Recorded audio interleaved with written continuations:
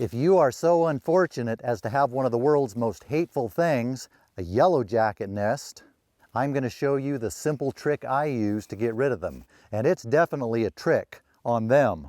It's so simple, people have a hard time believing me when I tell them how well it works. You don't need any spray or chemicals. Assuming you already have a shovel, you're not going to have to buy anything because a shovel is all you need. This does work well, but the Yellowjackets are not going to be happy at all about it. If you know anything about Yellowjackets, you know they do not repress their emotions. They wear their hearts on their stingers, and I don't want to get in on that. Since I don't want to have to deal with a bunch of Yellowjacket emotions, we're going to wait, get up early tomorrow morning, do this when it's still cool, when they're still slow, while most of them are still in their nest. So we'll see you in the morning. Hopefully we can get this done without somebody getting hurt, especially since that somebody would likely be me. It is now tomorrow, early in the morning. It is not as cool this morning as I was hoping it would be.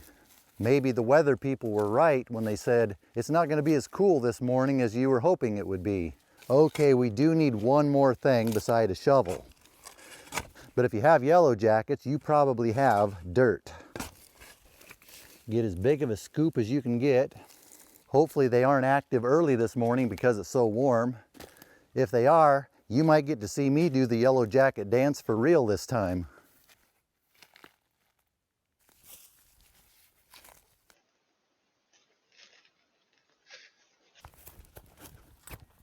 Just like it says on fireworks, light fuse and get away. I didn't hear any buzzing. Okay, now I hear a few buzzing. Looks like there were a few that were up early this morning. Most of them should still be inside where they have now been buried. And I didn't even get stung. They didn't even come after me, which is commonly the case early in the morning. They will aggressively defend their nest, but they're not real smart. When there's a bunch of drama going on around their nest, like a bunch of dirt getting dropped on it, they don't always know to go after the fleshy thing that's running the show. They might be stinging the dirt because to them that's what's doing the initial assault on their nest, at least until they realize it's dirt. That is, if they have the ability to realize it's dirt. Now you may be thinking, that's stupid. They're just going to dig their way out. One would think, wouldn't you? Let's take a look from a hopefully safe distance, see what's going on. We'll zoom the camera in too. I only see 2 or 3 of them buzzing around. We'll check in later, see if they dig their way out or not. One time I was out in the woods, there was a Yellowjacket nest where I was going to be working the next few days. At the time I didn't have any saw gas or chemicals or anything to kill them with. Just inhaled a fly, or a little, glad it wasn't a Yellowjacket. Anyway, it was a little gnat or something. That was stupid.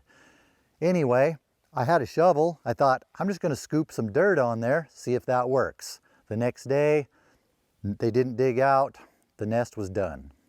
I was surprised it actually worked and they didn't dig themselves out. Being digging insects and all. After that, the shovel became my go-to method. There was one time, maybe 2, where they did dig through. I just came in the next morning, plopped another plop of dirt on it.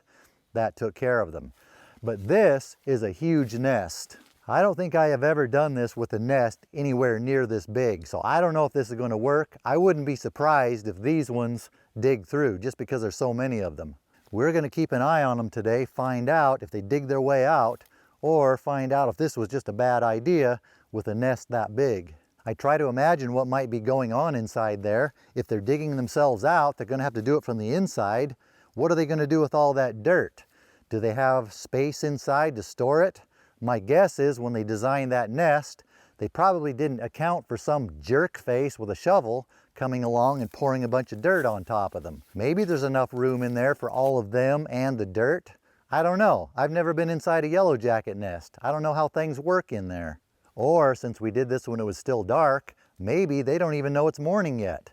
They wake up, look up toward their hole and see, nope, still dark. Then they roll over in bed, go back to sleep. They might end up just sleeping in there all day thinking, gee, this sure is a long night. Probably not. I'm just making stuff up. I always used to use the old tried and true loggers method. Go out early in the morning when they're still in their nest, pour a little bit of saw gas down their hole. One of the biggest problems with this method is, unless you have some kind of a long thing, you have to get right up into their nest to be able to do that. At least with the shovel, you have a long handle. Plus, you're pouring a bunch of toxic junk in the ground, and saw gas is expensive these days. But if you get them early in the morning when it's cool, they're still in their nest. I don't remember ever being stung doing that.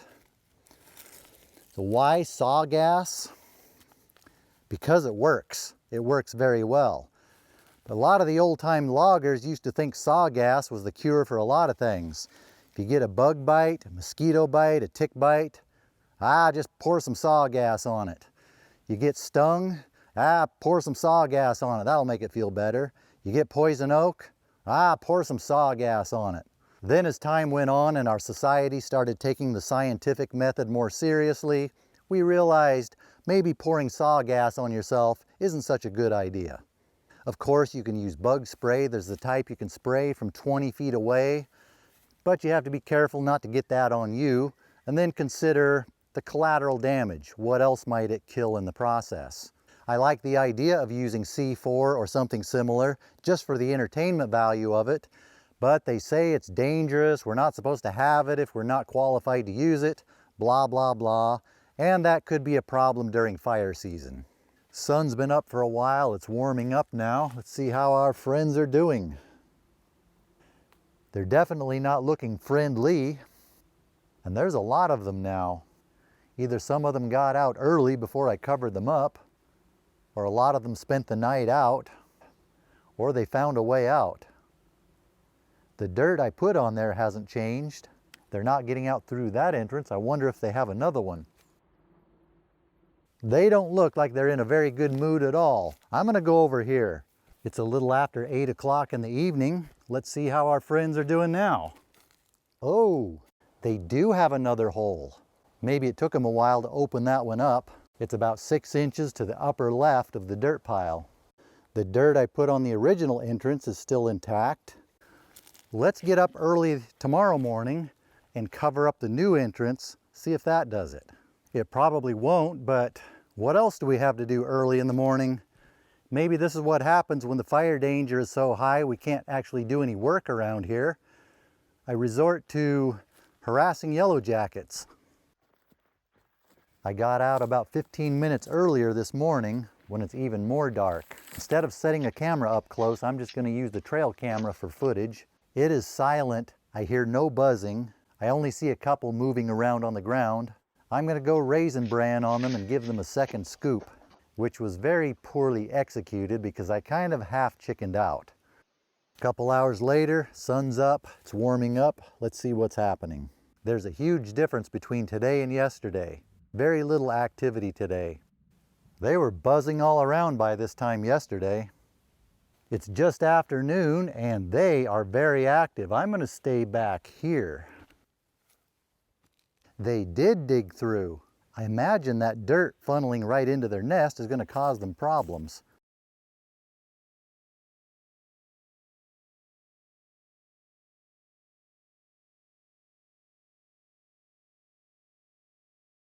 I could wait until tomorrow morning, plop another shovel full right on top. That would be a lot of dirt for them to go through. But I think maybe we've already determined what we need to determine here, which is, that was stupid. Whose idea was this anyway? They're just going to dig themselves out. It worked out well for me in the past on smaller nests, but that is a big, dangerous nest. All we really did there was created a dangerous situation. This could be a really big problem in a case where there could be people around, especially kids running around. Not something you'd want to do in a public place or in a yard or somewhere where there might be pets. But this place is not that. This is remote private property where people just don't show up uninvited. If anybody stumbles through here, which they don't do, they're trespassing anyway. This ended up going from a "this is how I do it" video to a "don't do it that way" video. I think I'm going to leave them alone. I'll just have to avoid that area. I still have the trail camera in the tree next to it, pointed at it. I got this trail camera footage of a skunk digging up this smaller nest. Maybe we can get some footage of a bear or a skunk digging those up. No, that's not me chickening out. That's just me coming up with a better idea. Yeah, right. Who am I kidding? I can't let sleeping yellow jackets lie, so I got out even earlier the next morning, went raisin bran on them, gave them 2 more scoops. It is now about 8:30 in the evening. There has not been much activity today on the nest. Ever since this morning, it's just been a small number of them flying around. I haven't seen them flying in and out of anywhere. Nothing's caved in. It doesn't look like the usual large nest of them I've seen. See, I knew it was going to work the whole time. Never doubted it for a moment. What we may have learned here is that was a very inefficient way of taking care of a nest. Why is it the one I do on camera is the one that gives me all the problems when all the ones I did before that off camera went really smooth? Because that's the way it goes, I guess. I'm wondering if all that dirt funneling down into their nest really messes them up. Do notice I only approach the nest early in the morning when they're inactive. The rest of the time we are zooming in from a distance. A lot of people make a big mistake with yellow jackets. They'll run into a nest, or somebody will. The yellow jackets get all upset, start stinging people and carrying on. Then the person will go attack them right then with spray or something. That's a bad idea. Wait for them to calm down, then go after them early the next morning when it's still cool before they become active. Actually, now that I think about it, probably everything in this video was a bad idea. So disregard all of it. This video should be considered to be for entertainment purposes only, not any kind of advice. Before approaching a yellow jacket nest, consult a real professional who actually knows what they're talking about, not just some guy on YouTube. That was probably the most intelligent part of this whole video. If this video ends now without an update, that means there was no update. It means tomorrow there were no changes.